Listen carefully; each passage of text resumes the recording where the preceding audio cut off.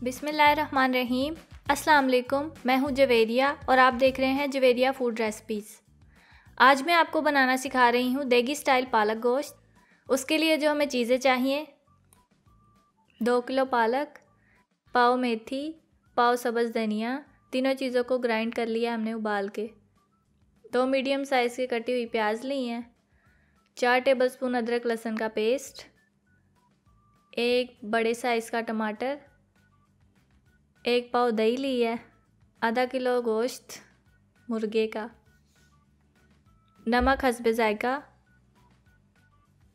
1 tablespoon लाल मिर्च powder, half table spoon हल्दी powder, half table spoon गरम मसाला पाउडर, हाफ़ टेबल स्पून धनिया powder, 2 table spoon हमने लिया है ग्रीन चिली का पेस्ट, 1 कप दूध लिया है और 1 कप ही ऑयल।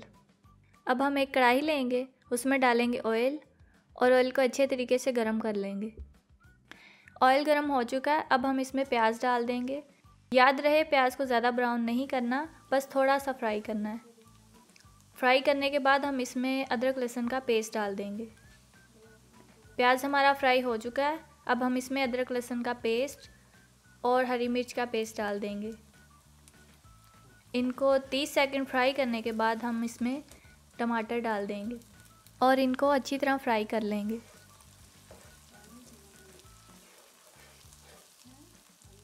मसाला हमारा फ्राई हो गया है, अब इसमें जाएगा नमक,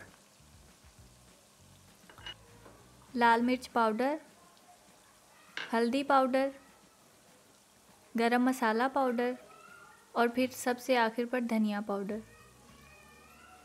अब इनको अच्छे से मिक्स करके तब तक फ्राई करेंगे जब तक हमारा मसाला ऑयल से अलग ना हो जाए। फ्राई करने के दौरान हम थोड़ा थोड़ा पानी डालेंगे ताकि हमारा मसाला जो है वो अच्छी तरह गल जाए।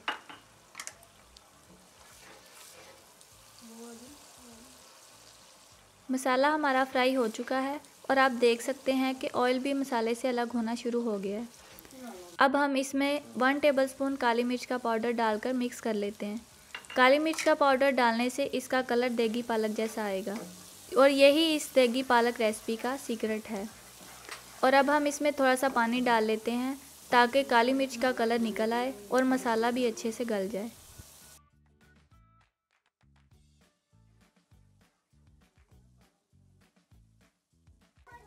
आप देख सकते हैं मसाले को हमने इतना फ्राई कर लिया है कि वो चम्मच के ऊपर भी फ्राई होता हुआ नज़र आ रहा है।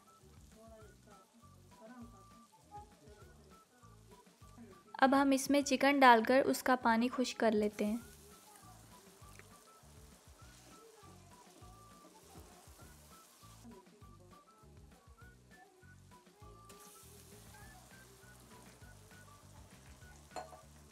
चिकन का पानी खुश्क होने के बाद अब हम इसमें दही डालकर 5 मिनट के लिए ढक देंगे ताकि हमारा चिकन गल जाए।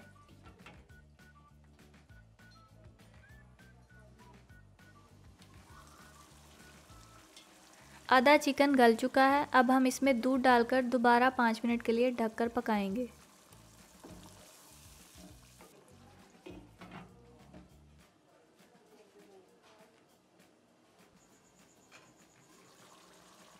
आप देख सकते हैं चिकन हमारा फुली कुक हो गया है और दूध और दही भी इसमें कम्प्लीटली जज़ब हो चुका है।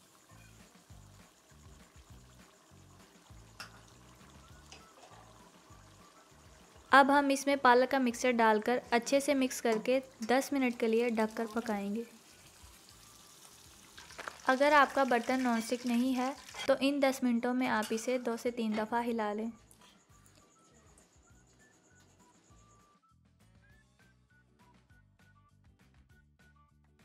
दस मिनट हो चुके हैं, अब हम इसको अच्छी तरह से मिक्स करके दोबारा 40 से 50 मिनट तक हल्की आंच पर ढककर पकाएंगे।